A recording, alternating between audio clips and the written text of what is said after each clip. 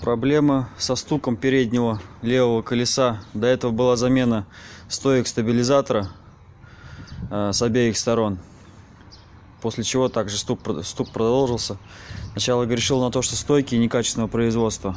После чего выяснилось, что когда нажимаешь на тормоз, стук прекращается сразу. Понятно было, что это суппорт передний с левой стороны.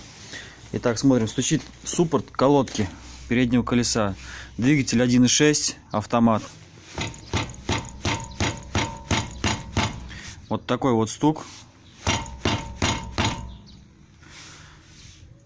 Вот, сейчас будем разбирать, смотреть.